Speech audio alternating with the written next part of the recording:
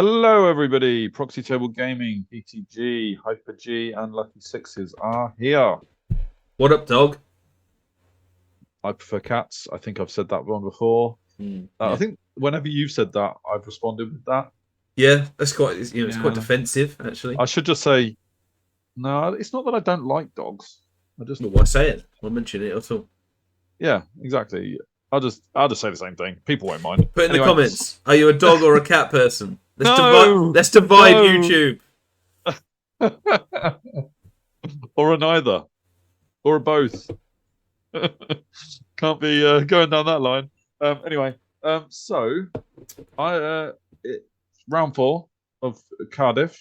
Day I think 2. I'm You've on the slept right since tournament. then. Yes, Yeah. I have slept. Yeah, we went out for a pizza with the boys. It was the same place we went for the team tournament, actually. Same pizza place. Because it was just nice. I don't know what it's called. I can't promote it. I can't remember what it's called at all. It's in Cardiff. Go find it. Cardiff Pizza Yeah, exactly. sponsors this video. Oh, please, yes.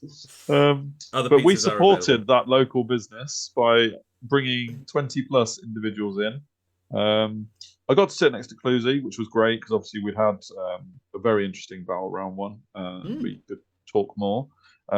If there was any angst with my Stygosaurus being up his chosen knights, I settled that by giving him the pizza that I didn't eat, which he gladly ate up. So, it was all good. I found it a bit salty, which I guess is contradicting the whole sponsors by them and promoting them, right? Anyway, yeah, I know. Salty. When they see this, they're now going to think, well, we're not sponsoring them. Yeah, a bit salty. But Cluzy obviously was full of salt already, or needed more, maybe, depending on how you look at it. You were salty enough.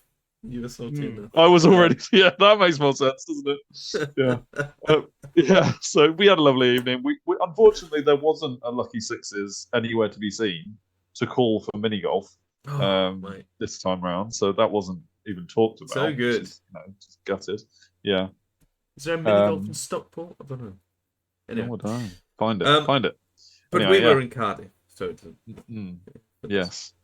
But anyway, so in the morning we rolled into round 4. I was sitting on 21 points out of 60? Not great, but I'm feeling happy to have 21 points. And you've only lost 1. I've only lost 1, drawn 2, lost 1, exactly. And I think the whole PTG community has agreed I wasn't responsible for losing heavy to Adelaide. It was all due to my visibility issues with the tower that was in my way. By the way, great suggestion so far, people. On the dice smelting or burning or dismemberment. Fantastic. Keep that up. Go back to the last. Only on the last video though. This is dogs versus cats. The last one is how to get rid of how we bad dice publicly. Yeah. 1 in every 10. Like the 10th Legion in the Romans. Yeah, I'm not sure you could convince 9 dice to destroy the other 10th. But anyway, my best idea is to destroy one in front of the rest of them. Agreed. Yes. Just so that they know we're serious. Well, I actually had another battle last night actually, and I've lost 2 of the dice, the green dice. I've lost 2. They've heard. So they've either already taken, they've jumped ship already. Or they just got super guilty and just maybe that's it. This is it. They've walked, yeah. Or the other dice have already sacrificed those 2 and will be better going forward. You never know. I'm not privy to the keep in-house meeting. Ideas coming in. I've enjoyed reading them. Yeah, the 6 sponsored dice face was a good one as well. Every time Lucky Sixes rolls a 6. Sponsorship. If there are any dice companies that want to sponsor my 6 rolling, you get a lot of coverage, which was get your logo on the 6 face, and when Lucky Sixes rolls one, because let's face it, you get less sponsorship revenue when I'm playing for not rolling 6s and stuff. But that's it. If you want to go with that, then it's guaranteed to work, right? Yeah, awesome ideas, great, yeah. But yeah, we are in day 2. I am going against not the demons. Don't get confused, because there's a different, ever so slight twist on this one. It's the Legions of Sin. And does anyone have a clue what they do? No. It's like demons, but it's a pretty bit more much extreme. demons. Yeah. But you have to pay attention to a little dice tally on the side as to what is going on as well. And I'm going to say right now, because that will allow me to ignore it for the rest of the game, they may as well have just been demons. If there was an additional effect by that tally that's going up throughout the battle, I can't remember it having any effect, and or my opponent forgot it. So effectively, I was playing demons with a slight difference going on. But yeah, anyway, my opponent is Chris Crawford, who I have never played before. Yes. Which means I'm now 4 from 4 at playing new people in the Cardiff tournament, which is brilliant. I know. How long have we been on the scene now? Yeah. Not long enough in terms of my ability. But yeah. You wouldn't think I could go to a tournament and play 4 new people on the bounce. That's it. That's really good. Yeah. So here is the Saurian list. You've seen it before in the last 3 battles because you've obviously been watching. And here is the Legions of Sin under Chris Crawford. Double Scourge or Scourge. Oh my goodness. So that's, I guess, one of the big differences between the Auxillery and the main one is the list building options. I guess so. You can't have 2 Scourges. Can you not? Pretty sure you can. You're sure? I'm pretty sure. You're sure? Oh, because this is a full whatever Scourge theme is. Well, I don't think it is. Oh, is it? No, you've got some imps in there and some myrmidons. I didn't think you could have 2. I may be wrong. Well, maybe there is like a small allowance for the imps to go in. So maybe you could be right. But I have to say, the most I did of reading Legions of Sin, despite the fact I had all night to read it, was the tally thing that I, as mentioned, pay no attention to going forward. So maybe there is some list building. Yeah, but either way, it was legal. It's fine.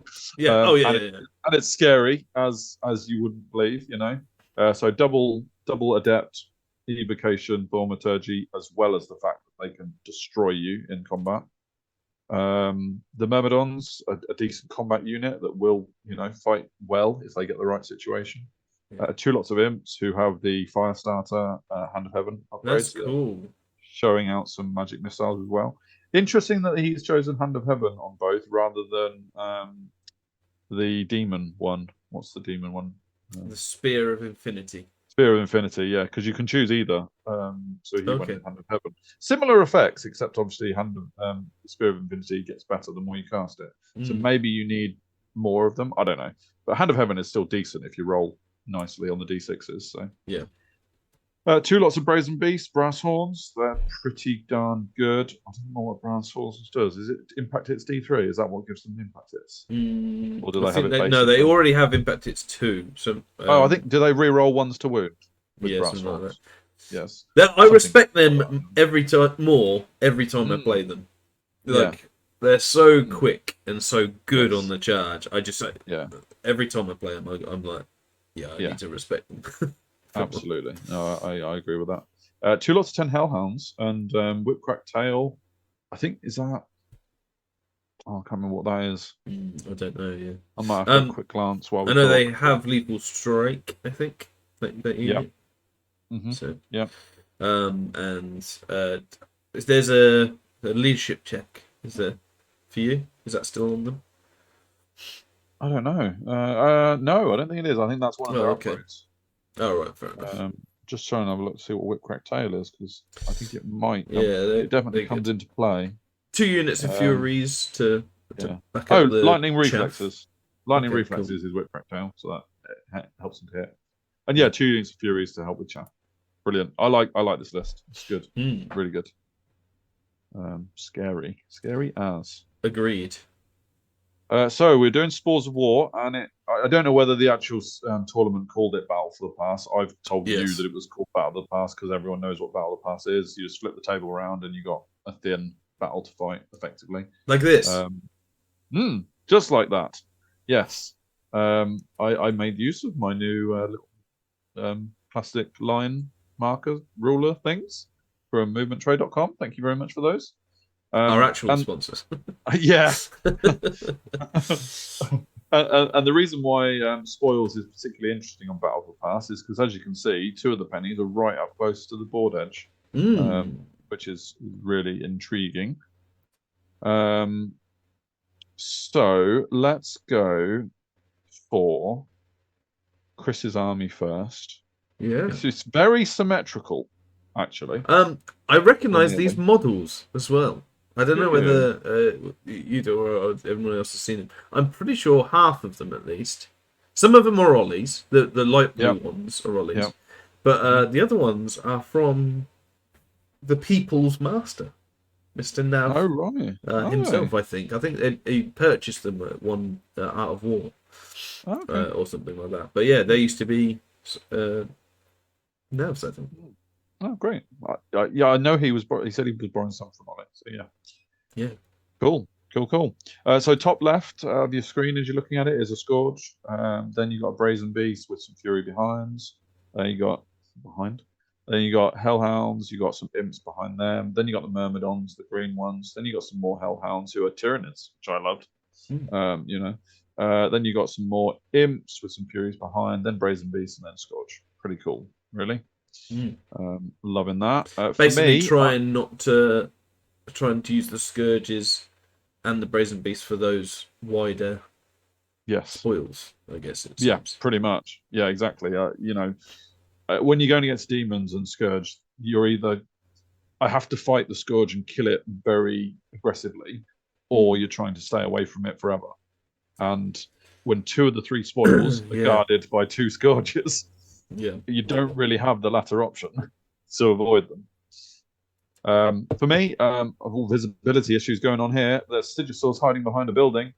Can't see them. Maybe if I don't move them the rest of the battle, you'll know why. The Rampedons behind them, a little bit further behind. They might have been vanguarded back to there. We'll see in a minute. Tegu Guard with the Anorak are further in. I've got the Tegu Mystics behind. They're offering their magic support. The Taurosaur Skink Chief is in the middle. That's because of his Fate's Judgment being available on him. And that is a very good Scourge killer. Or at least damager. Unfortunately, I can't boost Fate's Judgment on that carved tablet. So it's only maximum of 3. 3 hits, isn't it? Fate's Judgment, the lower one. Yeah, I think. Rather D3 or D6. Yeah, that's right. Yeah, I didn't think it was a flat number. Yeah. Then I've got a unit of Skink Hunters facing sideways. Then the Tegu Warriors with my veteran in, and obviously my Thyro. Then some more Hunters and the Skink unit on the left. I can't remember whether I dropped for first or he did. Shall we see? Because I mean, I definitely thought that the Skink Warriors could challenge that objective. Obviously not with a Scourge there. Yeah. So let's see what happens. You dropped for first. Yes, I did drop for first, which is why I thought potentially the Skink Warriors could challenge that objective, which obviously I already know they can't because there's a Scourge there. But and there's not a lot of space to move around or to like decoy with. It's all gonna be a fight here. I should say that there might not be too many pictures for this one, so it might be a bit of a summary job. Chris unfortunately was a bit late for the start of the battle, so we had to kind of speed up from the off, and I was obviously trying not to take too many pictures to slow us down. So in terms of my turn 1, I do move up pretty much across the board. It's relatively tentative though, so I just want to get my magic in range and not a lot else. Is my thinking.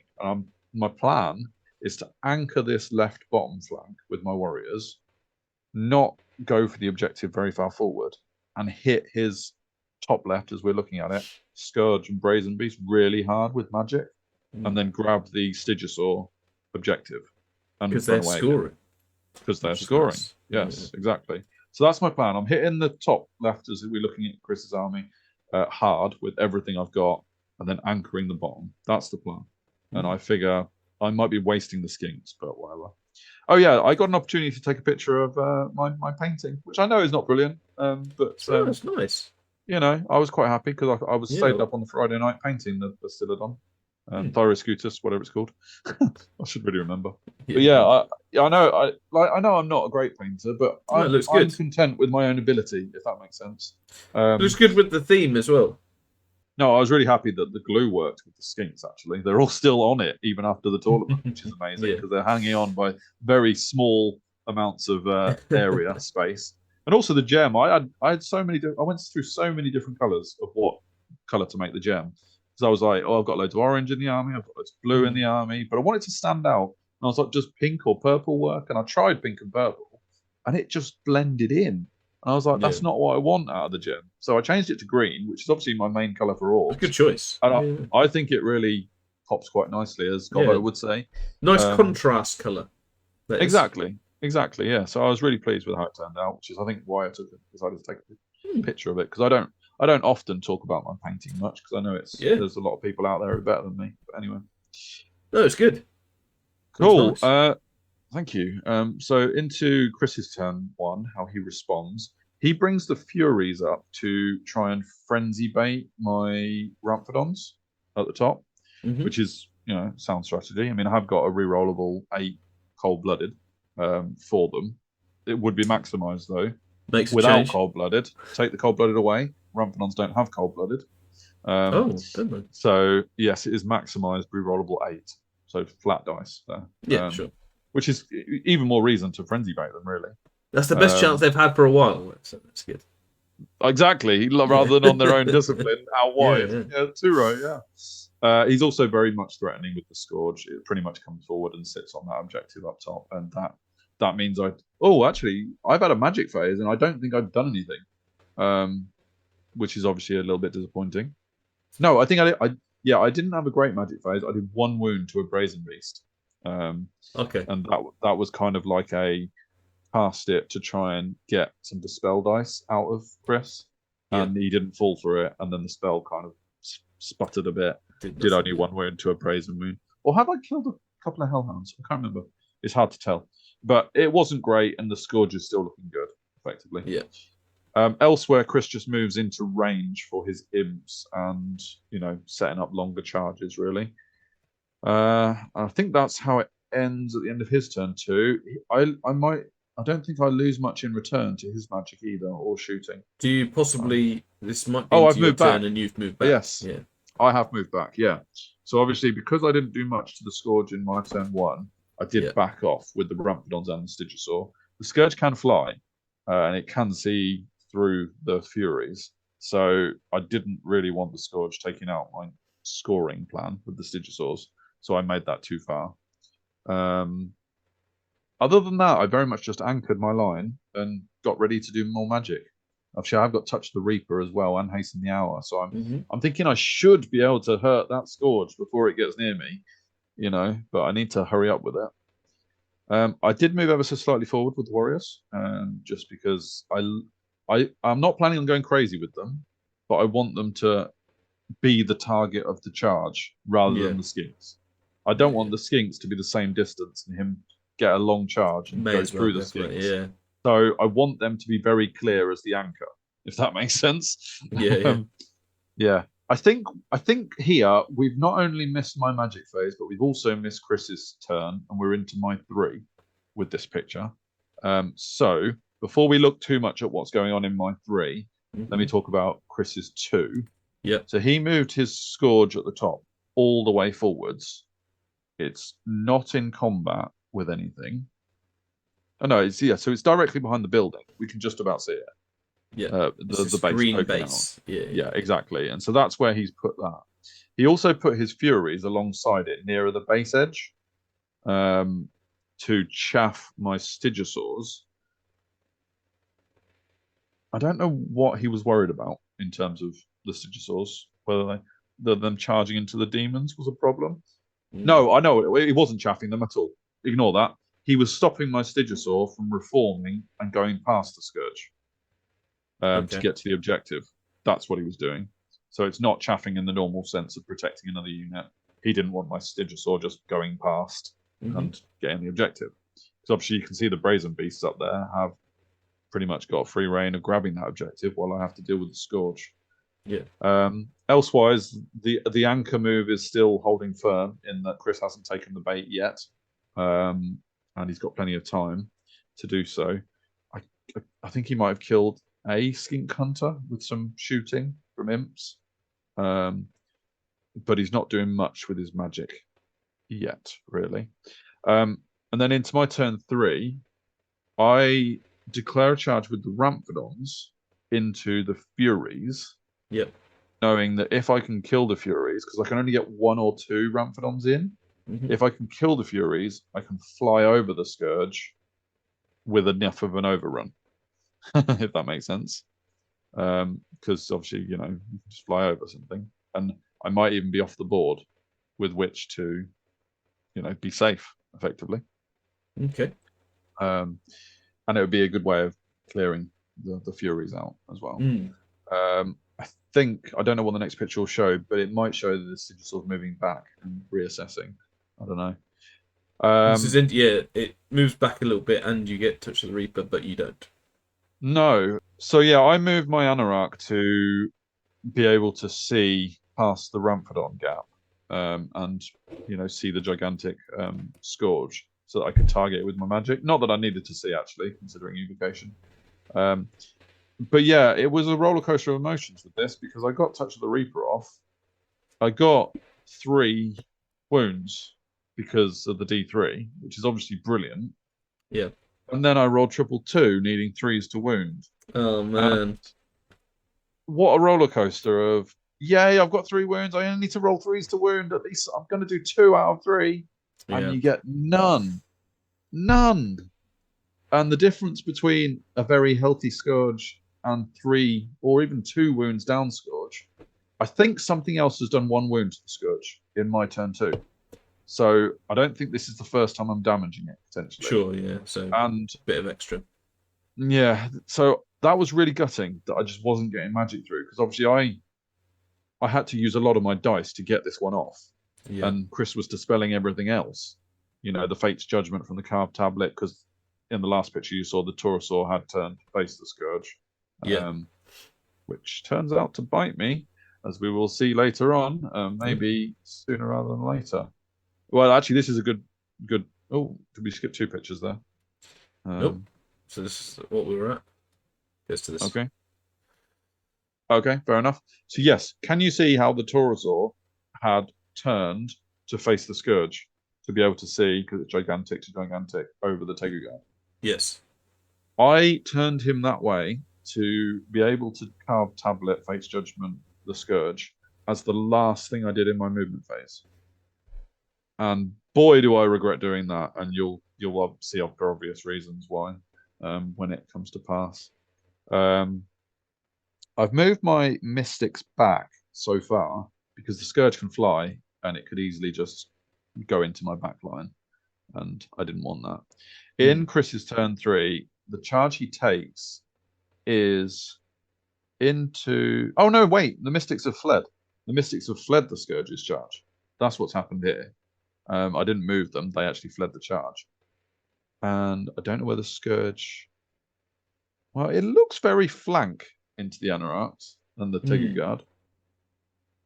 But I don't think it ends up in the flank. We'll have to see in a minute.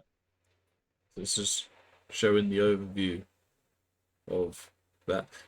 Presumably you didn't go through the Furies then? No, I didn't. It was very disappointing. I didn't have the Prey Scent on the Furies, so I only had 2 attacks per Ramphadon, and I only had 2 Ramphadons in combat. But I just didn't roll well enough to kill. I think I killed 1, and then he passed his, because I think it was the general over there. The Scourge general was the one there, so he passed his 8 discipline or 7 discipline and held. But he doesn't charge the Scourge. I'm confused about this, because he must have charged. He's got to be out of line of sight. He's got to be out of line of sight then. Maybe he just couldn't see. And failed a redirect or something. Oh no, here he is though. Here he is. Oh no, this is the other side. This is the other side. This is the other side. Yeah. So maybe there's some reason that the Scourge couldn't see. He maybe failed the charge on the Mystics or something. Yeah. So I obviously I wanted an anchor, right? But he makes all 3 of his long charges, and they were 9s, 10s, And I know with Swift Stride, 9s and 10s aren't impossible. But to get all 3 was like, that's quite a job for my anchor. At least, like, most of his Brazen Beasts aren't in. Yes. The good thing about this, and I had weighed this up in terms of the opposite way that Chris's units were looking, because the Hellhounds are smaller base sizes, you have to get more of them in. And they couldn't go on, you couldn't put them on the near side to put the Brazen Beasts in. The Scourge can obviously go corner to corner, that's still fine. But yeah, you couldn't switch the Hellhounds and the Brazen Beasts around because it wouldn't have maximized models.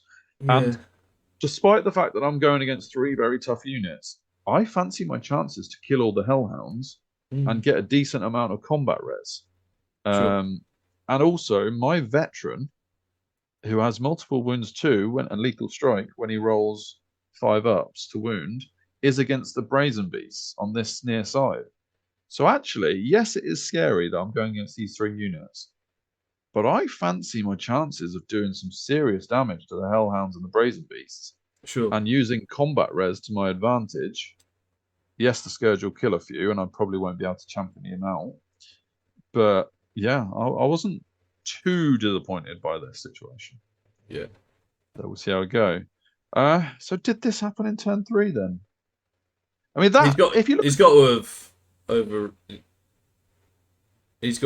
redirected. Yeah.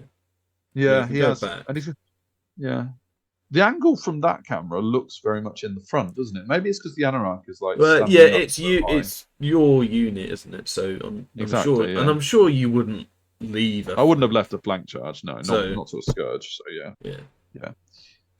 I mean, there was no. Let's give you some credit. At the time. So, I know, well, yeah, exactly, yeah. So he redirects into the front of the Tegu Guard. He gets a long charge with the Hellhounds. He doesn't get the long charge with the Brazen Beasts. So he made 3 out of 4 long charges. Hellhounds are really quick, so I can't really argue with those ones. But I was still a bit gutted he made so many. But again, I know I've got a Scourge fight in me. I reckon the Tegu Guard can do a number on those Hellhounds, because Hellhounds are AP 0, and I've got a 3-up armor save. Yeah, sure. So I'm thinking to myself, if I can just combat res the Scourge out of this, I've got a chance still. And we'll see how this pans out. Yeah. What is the next? Yeah, I think that is pretty much just an overview. This is banking on your guys not breaking. Oh, absolutely. Very much so. Absolutely, yeah. I need to get killing Hellhounds a lot, really. Yeah. So into combat, and you will see I lost a lot of Tegu warriors. There was a lot. 15? I did. Yeah, I think it's about that. Looks pretty neat, doesn't it? So there's no magic cards out, so I don't know what Chris cast. I'm not sure he had magic cards actually, but I think he did cast some buffs. Because he had evocation, he had rerolls to hit and rerolls to wound and all sorts. Sure. I have a feeling that because of spears and him charging the front, I have a feeling that I was attacking at the same time as the Hellhounds. Okay. Or, I'm not sure that's exactly right. I might have cast something on them last turn. I don't know. I can't remember. The cards aren't there, so we're best to talk about the combat result more than the details, I guess, on this one. There may have been buffs. There may have been buffs involved, but the Scourge goes to town on the warriors. Those 15 that were dead, I would say 10 of them, maybe more, are killed by the Scourge. Yes. Like, he stomped 6 as well, or might have been 6, but it was a high number. And you will also see there are still 3 Brazen Beasts alive, and my Tegu veteran. Yeah. I wasn't happy with him day one. And I tell you what, he did not listen to the hairdryer treatment that he got. Because he has let me down again. Yeah, Aegis saves then, right? No. You can only blame Aegis saves if you get to the Aegis saves. Oh, goodness me. Honestly, I was hitting on, I think I was hitting on 3s still. So it was just the amount of 2s I was rolling. And when I did get any to wound rolls, they weren't 5-ups to do the multiple wounds thing. Yeah. So yeah, my veteran is failing me. Over here, I lose a decent number of Tegu Guard to the Scourge again. The Hellhounds were pretty much nullified by my armor. But I don't lose too many. And you can see that I've now done 3 wounds overall to the Scourge. Yeah. I think I got a couple of Tegu Guard attacks on it. No, I don't think I did. Maybe that was through a Fate's Judgment earlier or something. But the fact is the Scourge has taken 3 wounds, so just how important the failed Touch of the Reaper was earlier. Sure. Was it 7 wounds? I think so, yeah. So we'll see. I do kill a few Hellhounds, which means, obviously I have less attacks coming back at me. But it's not enough to break either unit or crumble, because demons don't break. So I'm a bit concerned about how I'm going to get rid of the Scourge when the Hellhounds are all gone, because they are my combat res option. And it's tough. A Scourge being 4 up Aegis in combat is nasty. Yeah, so, it is. It's so good. Yeah. It's so good. Yeah. The Ramphadons do go through the Furies, thankfully. This is interesting because... Oh, yes. I have managed to get the Taurosaur in combat. Do you mind going back to the previous picture? Sorry. Not at all, mate. So the Taurosaur here cannot get into the front of the Hellhounds because of where my Tegu Guard are. But after I combat reform to the right, I can get the Taurosaur in. Yeah. So that's what I do. That makes sense, right? Yeah, absolutely. That's good. Yeah, I thought I'd screwed myself with the angle of the Taurosaur, but actually I think I managed to do it by moving the Tegu Guard over. But anywho, so the Ramphadons kill the Furies, and actually instead of overrunning off the board, because the Scourge is now behind them, I just reform. Yes, not I pivot. Sorry, I pivot. Yeah, on the spot, and that means that I can then charge the Ramphadons in my following turn into the flank of the Brazen Beasts, and those Brazen Beasts have got a prey scent on them. Okay. The one prey scent I had was on the Brazen Beasts. Yeah. So I'm actually feeling quite good about that flank charge with the Ramphadons. And it also means now the Scourge is busy killing Tegu Guard for fun, the Stygosaur moves up to challenge that objective again. Yeah. So whilst I'm a bit worried about my blocks dwindling, the plan to get the objective has opened up over there. Yeah. And similarly, on the bottom over the corner, while my Anchor Warrior unit is fighting his army, my Skinks just tentatively walk past to walk towards the objective as well. And all they've got to oppose them is a unit of Imps and a unit of Furies, which is much more manageable for Skinks. Absolutely. I'm still not saying they could beat them, but it's better than facing a Scourge.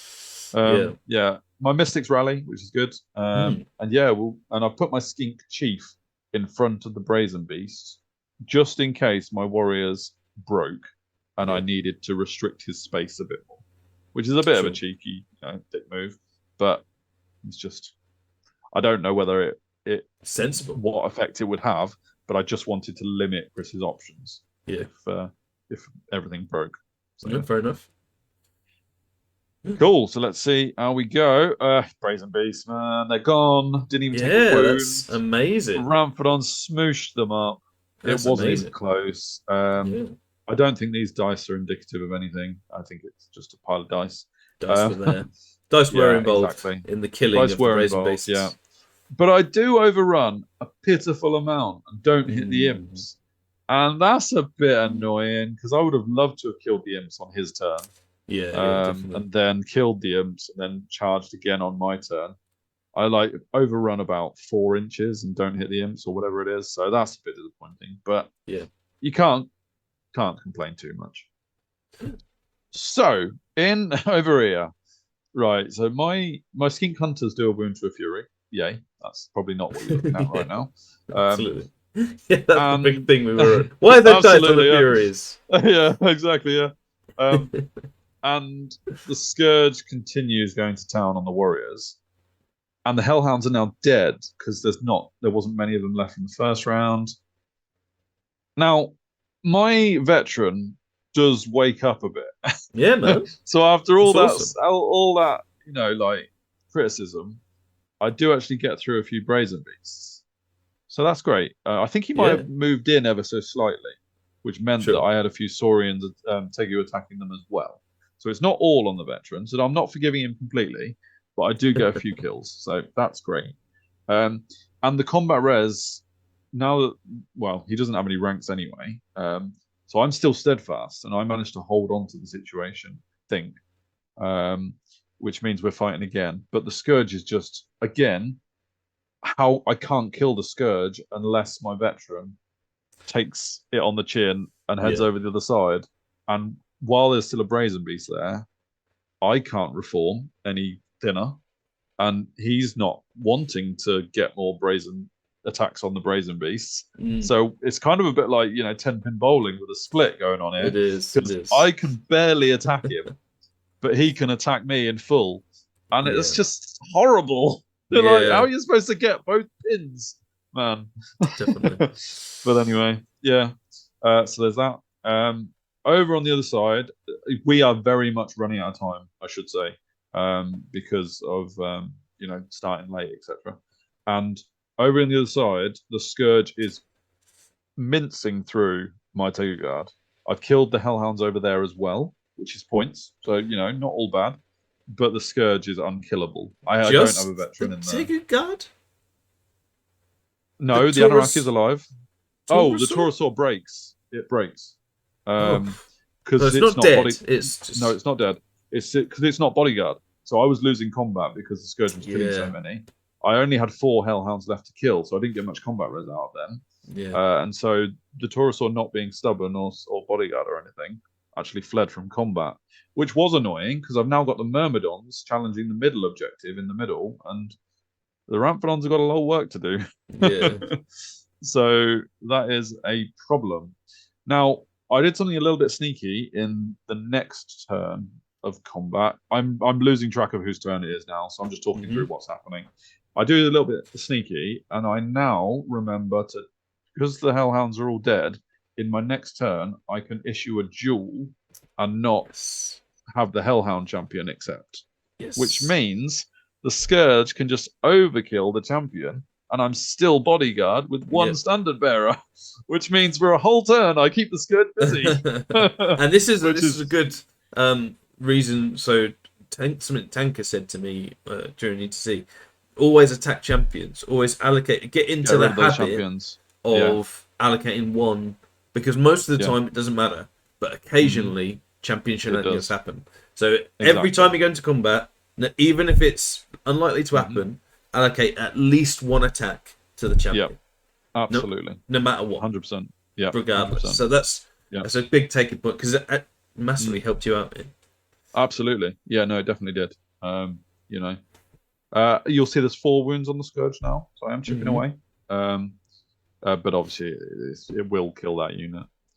And speaking of killing units, I once again fail with the veteran to kill the Brazen Beast, which is probably the more gutting part about this, because the Scourge is going to go through them. That goes without saying. But all I wanted was to hold up, kill the Brazen Beast with my veteran, and then be able to challenge with my veteran. I just need one more turn to do that. Because that Brazen Beast is a champion as well, I think. So I couldn't, maybe I should have been attacking the champion. Well, actually, I wasn't in combat with him until this point. So it was that example doesn't really apply on this one. But yeah, my veteran fails to kill the Brazen Beast. The Scourge kills the rest of them. I now have not steadfast, lose combat. I get run down by the Brazen Beast, and the Scourge just turns to say, "Skinky munching time." Hello, boys. And their little run on the objective has not only been halted by the Furies, who jump over the Hunters and just say, "You ain't getting to that objective," and now I've got a Scourge back. Oh! But I'll tell you what, the Scourge just rolled so well on the Stomps. It was the Stomps that was doing it. Like, you expect him to kill, I think he's got 5 attacks, maybe more. You expect him to do like 4 or 5 out of whatever attacks he's got because he's just such a good stat line. And you don't expect to do much back to it because of the Aegis save. but the stomps on infantry was killing me. Like, it was fives and sixes, and I shouldn't lose 35 models in such short a time. Like, just chewed through. Considering all the Hellhounds were dead and the Brazen Beasts weren't around that much, that Scourge killed so many. But that's what Scourges do. So, It is. So I lost a lot of points there. Now, what I did do in response to that, my Taurosaur continues fleeing. How annoying. My Skink Chief also fled as a result of panic. But that's okay because he potentially can rally later. Not yet, though. So I failed both rally tests there. I do charge the Tegu Mystics into his Brazen Beast and kill it. So that's good. So I get those points, which is wonderful. Meanwhile, the Scourge splits its attacks. It basically does all its attacks on the Anarach and then stomps the Standard Bearer. So I've lost my Tigger Guard now. And that means I've now got 2 Scourges loose in this house.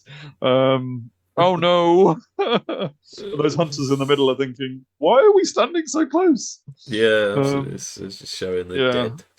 Just showing the dead. So I've lost a lot of points now because those 2 units are down. Meanwhile, the story is over here that the Ramphadons, I'll tell you what, they're doing all right. I know they faltered against the Furies, but they didn't pay for that. Killed the Myrmidons. They killed the Myrmidons with a rear charge. It was just in the rear, so maybe that wasn't actually a terrible thing. I failed that overrun. So, I mean, I got in the rear of the Myrmidons, and for whatever reason, Chris didn't want. I'm not sure why he didn't want to turn to face them because he was going for the objective, and there were other threats. I can't really remember what those threats were, but it did mean I got a rear charge, and even without Praetor, my Ramphadons went crazy and did the damage and went through them without taking anything back. Again, it might be an AP thing. So I've got 4 up armor save and a 6 up fortitude, and I don't think Myrmidons have much AP apart from lethal strike. Is that right? Yeah. Or something like that. I think so. And they just didn't roll many. But I'm not sure. Yeah, exactly. And they're better on the charge. They got devastating charge, battle focus as well. Yeah, something like that. Hatred. So, whatever it is. Yeah. And so my Ramphadons are doing very well, and it also means I can then reform and potentially go for the imps or something. So they're having a good game. Meanwhile, the Sigisaurs up there have gone on to the objective, and then so basically I swift reformed, and because all Saurians have musicians, they can do that, and then I backed onto the objective, which meant I was hoping that I would be able to go forwards behind the building, hide from the Scourge, and win the objective in my next turn. That was the hope. Now, if you go to the next picture, which I believe is the last, we had enough time to finish one more turn, his turn, after that. I think, no, maybe I charged the Furies. Yes, I charged the Furies in my turn and killed them with the Skinks, which is great, because that was kind of like an even stat block. We had a bit of a shooting contest between the Hunters and the Imps, and neither won that over the course of the rest of the battle. We rolled out a few dice, and we had to talk through the rest of the battle, which was because we just run out of time. We'd gone into lunch. Rob Cousins, as TO, had said, Chris was a bit late, you can carry on a bit into lunch, but don't go crazy. So we had to talk it out because there was still enough time left. And effectively, we talked it out, and I could not work out a way. So, before we do the talking out, Chris basically moves his Scourge down here all the way towards the Sigisaurs. To the Sigisaurs, because that's where the objective is. The only objective that's being claimed is that one. And I can claim it if we talk it out. So he moves the Scourge all the way. There is just no way that my Sigisaurs, now that they're facing backwards, can keep the objective and not be in touch with one or more Scourges. There's no way. We worked that out like so much. We spent all of our talking through on that one issue. Nothing else was talking through really, because there wasn't much else to talk about. And because I couldn't escape the Scourge, and we didn't really have time to do magic phases and all this lot because it just wasn't time. we came to kind of an agreement that if I agree that the Stygosaurs cannot stand up to one or more Scourges and I don't win the objective, then I don't have to do a very nervy rally check on the Taurosaurs and the Skink Chief. So they just rally. They just rally without a check. That's kind of what I agreed. Good negotiating, that is. What, on my part or his? Yeah, yours. You think? I mean, the objective's 900 points, and the Stygosaurs, which is another 400 points. So I lose 1,300 points and only get back 600 points. But you could have also lost that and the Taurosaurs. Agreed. And this is where the old discussion over talking out comes into limelight, because it's never ideal. Like, I don't think there's anyone who can actually really agree on a talking out scenario. They could fail the charge as well. Yeah, exactly. And I was regretting the fact that I'd turned the Stygosaurs back towards my own lines, because if I had actually maintained their front facing, I could have moved 7 inches towards his imps. I think we agreed that I killed the imps as well with my Ramphons. Okay, I can't remember, because they were easily able to do that. But if I'd have left the Stygosaurs facing forwards, I could have moved 7 inches towards his imps, and that would have been too far for the Scourge that had killed my Teguard to get to them. And it would have been a long charge for the one that killed the warriors as well. And I might have been able to... We would have rolled the charge distance, and if the Scourge made it, then fine. If he didn't make it, then I get the objective. But I hadn't got that option in the talking out, because I had already had the time to turn the Stygosaurs back towards my own lines. So I was regretting that in hindsight, but I didn't think Chris was going to move this Scourge all the way over to that flank. I didn't think about that. I didn't think he would realise that. So fair play to Chris for doing that, because it basically meant that I didn't win the objective by him just doing that. Yeah. And yeah, so I don't lose points for the Taurosaur or the Skink Chief that were fleeing. But it was a drawn objective in the end. Drawn objective. No one got any objectives. And yeah, that's how we count up the points to work out what it ends up as. And that's what it is. And I think it's a fair result, if I'm honest. Yeah. Scourges, I think again, you could argue that I got more points than I maybe deserved, because my units, my main 2 blame blocks, got rinsed. But as I hopefully explained, I was kind of thinking the Hellhounds would get me enough combat res to turn the tide on the Scourge. And then once the Hellhounds were down, it was just a case of how long's it going to be before they kill me. So, you know, Scourges just did work, didn't they? They did work, yeah. But I got a lot of points. I killed both Hellhounds. I killed both Brazen Beasts. I killed one of the Imps. I killed the Myrmidons. I killed both Furies. He basically had 1 unit of Imps and 2 Scourges left on the board. Yeah. That's all he had left, pretty much. But because that's a lot of points, they're points I don't get. He doesn't have a BSB either. Absolutely. And so I lost my 2 big blocks. I had quite a lot of my chaffy units, my lesser units left, which is why he only clocked up to 2,500. But it was enough for the 11-9. No objective swings. And yeah, I think Chris played it really well in terms of like that last minute move to move the Scourge over to my Stygosaur side. I mean, you can see how that result would flip if I win the objective. Yeah, literally flips. You know, so you know, fair play to Chris for doing that. I think that was good game. A really good move. It was. And hey, I got demons again without divination. But absolutely, because Fate's Judgment was a bust on the bound spell. I won't ever take that again. It's just not powerful enough.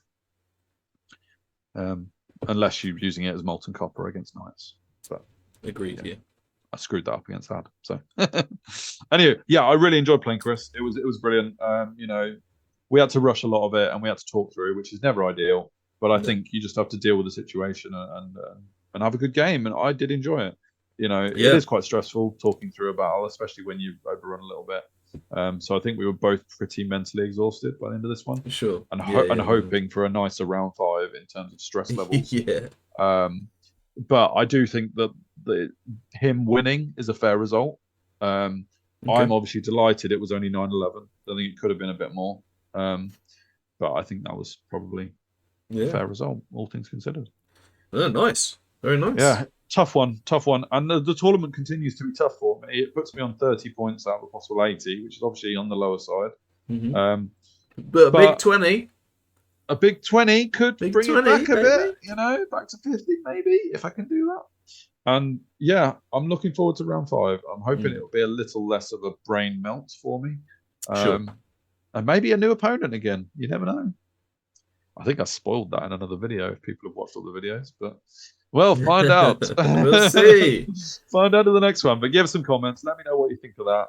Feel free to give opinions on cats versus dogs and also on talking out with your opponent, because that is quite a hot topic in the chat at the minute. And time issues as well. Obviously, there are factors that mean you might not be able to finish, etc. So feel free to comment on that if you've got anything to say. We love to respond to your comments. They're brilliant. Absolutely. Yeah. And other ways to get involved are to like, share, subscribe. Yeah. Check us out on Facebook. Check us out on X, which makes me feel it sounds dirty. Not gonna lie. XXX. Yeah. Don't forget. Speaking of which, we've started a new OnlyFans as well. So go over there. Tommy T is the star performer. Tommy T, yeah. It's PTG sponsors Tommy T's OnlyFans. Don't give him ideas. Brilliant. And if you're so inclined, we do have a Patreon as well. And that would be amazing, wouldn't it? Because shall we throw it in? Shall we start early? Lucky Sixes really enjoyed ETC, and much as this is very early. It is very early. I mean, yeah, you haven't even put your application into joining the next year, so let's caveat that, etc. And whether you will or not is up to you. I haven't checked this with you. I'm just waffling now, but there is an expense involved in anyone going to ETC, and if you enjoyed the ETC coverage and Lucky Sixes being able to go, PTG loved to be able to cover a bit of ETC. Lucky Sixes enjoyed going and would like to go again if the situation is deemed appropriate, because let's face it, it's not your decision. If you feel that you could support that opportunity for PTG to cover it by going, then without sort of being around the bush, it really helps if we have that sort of thing available. Obviously, we've got equipment like webcams and things that we've upgraded over the last year or so, because of which better software and things like that, so that we can give you better things, but also things like that really help, so we can actually get to the tournaments and do that. So there is a keep the lights on sort of thing. Definitely. Going, all the money that comes into the channel, absolutely. There's absolutely no pressure, but if you feel like you could, fantastic, and it really, really does help us out, and we're really appreciative of that. As an aside of that, and as an acknowledgement of that, we are looking to do a bit more with the Patreons next year as well. We started this year and did a really good mega battle with everyone, and got everyone involved in all the turns and things and deployment and things like that. But yeah, so we are looking to do a bit more with them, just to, I guess, encourage you to Patreon, but there is no pressure really. No, absolutely. We're all doing this to enjoy the things that we love, and develop a good community. So yeah. Sweet. That's the begging letter done, which was very impromptu. Sorry about that if that made you feel awkward, but no, that's right. No, it's early doors. You should have seen probably last Friday, I think it was. Applications are open for England. Wales, Scotland have reopened as well, and Ireland will be soon. So, home nations people, if you want to go over there, the descriptions I'll have it as a video at the end of this video. So at some point, you'll flash up England or home nations applications, etc. or something like that. I have no idea. But yeah, so until Friday the 20th, I believe, is when they're open. So get on that if you're so inclined. Maybe we'll be teammates. Ooh. And in the meantime, look forward to round 5. See you later.